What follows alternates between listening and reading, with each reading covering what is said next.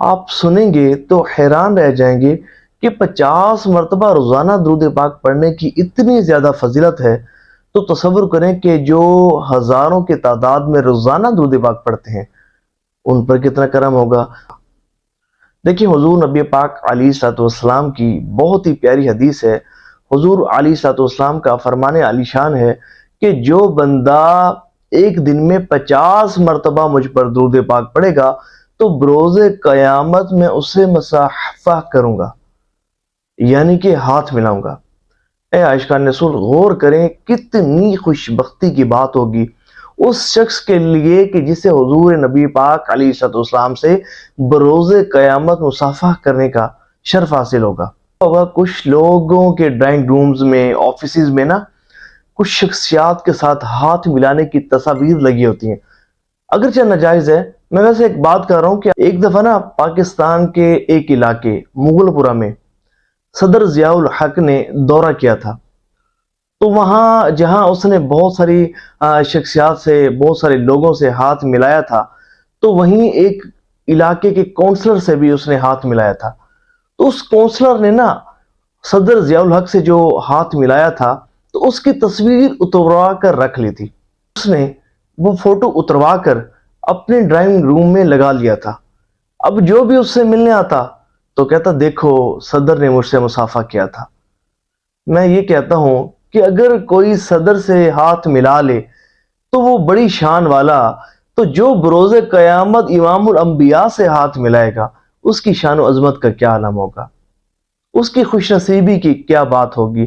اور میرا یہ ایمان ہے کہ جو بندہ بروز قیامت حضور نبی پاک علیہ الصلوۃ والسلام سے مصافحہ کرنے کا شرف حاصل کرے گا تو پھر اسے دنیا کی آگ تو دور کی بات ہے، جہنم کی آگ بھی نہ جلا پائے گی، نہ کوئی نقصان دے پائے گی، اور اللہ کی رحمت سے جنت ہی اس کا مقدر بنے گی۔ ایک مرتبہ نا حضرت انس رضی اللہ تعالی عنہ کے پاس کچھ مہمان آئے، تو آپ نے اپنی کنیز کو کھانا لانے کا حکم ارشاد فرمایا۔ اب جب کنیز کھانا لائی تو اس کے ساتھ وہ رومال بھی لائی، لیکن رومال میلا تھا، تو آپ نے حسب معمول اس رومال کو تندور میں ڈال دیا، جلتے تندور میں ڈال دیا۔ اب مہمان یہ دیکھ کر بڑے حیران ہوئے اور کہنے لگے یہ کیا معاملہ ہے کہ کپڑوں کے میل کو چیل اتارنے کے لیے، کپڑوں کو صاف ستھرا کرنے کے لیے دھویا جاتا ہے، اور آپ نے اس کو تندور میں ڈال کر جلا دیا۔ تو آپ رضی اللہ تعالی عنہ نے فرمایا کہ یہ کوئی عام رومال نہیں ہے، بے شک دوسرے کپڑوں کو میں دھویا کرتا ہوں، لیکن جب اس رومال کو مجھے صاف کرنا مقصود ہوتا ہے تو میں تندور میں ڈال دیتا ہوں، ساری میل کچیل جل جاتی ہے اور رومال میرا صاف نکل آتا ہے۔ تو ویسے ہی ہوا، تو جب آپ نے تندور میں سے رومال کو نکالا تو وہ صاف شفاف تھا، بالکل صاف ستھرا اور دھلا ہوا تھا۔ تو ان مہمانوں نے پوچھا اس کا راز کیا ہے؟ تو آپ رضی اللہ تعالیٰ عنہ نے فرمایا کہ بات دراصل یہ ہے کہ ایک مرتبہ سید دو عالم صلی اللہ علیہ وآلہ وسلم میرے گھر تشریف لائے تھے، اور مجھے حضور نبی پاک علیہ السلام کی میزبانی کرنے کا شرف حاصل ہوا تھا۔ تو حضور نبی پاک علیہ السلام نے اس رومال سے اپنا چہرہ مبارک صاف کیا تھا۔ یہ اسی کی برکت ہے کہ جو چیز انبیاء کرام علیہ السلام کے جسموں کے ساتھ ٹچ کر جائے نا تو پھر اسے کوئی آگ چھو نہیں سکتی۔ سبحان اللہ، سبحان اللہ۔ اے عاشقان رسول، پتہ چلا درود پاک کتنا برکتوں والا اور فضیلتوں والا عمل ہے۔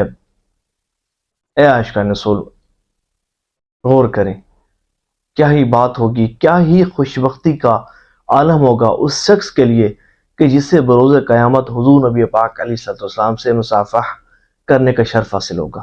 آج سے یہ سچی پکی نیت کیجئے کہ روزانہ کم از کم 50 مرتبہ درود پاک تو ضرور پڑھیں گے، اور یہ 50 مرتبہ درود پاک آپ ویسے تو جو بھی درود پاک آپ جو درست معنی و مفہوم پر درود پاک ہو اسے پڑھ سکتے ہیں، لیکن نیت کیجئے کہ 50 مرتبہ درود ابراہیمی پڑھیں گے۔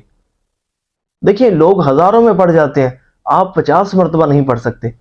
نیت کیجئے کہ 50 مرتبہ درود ابراہیمی پڑھیں گے، کہ یہ وہ مبارک درود پاک ہے کہ جو حضور نبی پاک علیہ السلام کی زبان اقدس سے نکلا ہے۔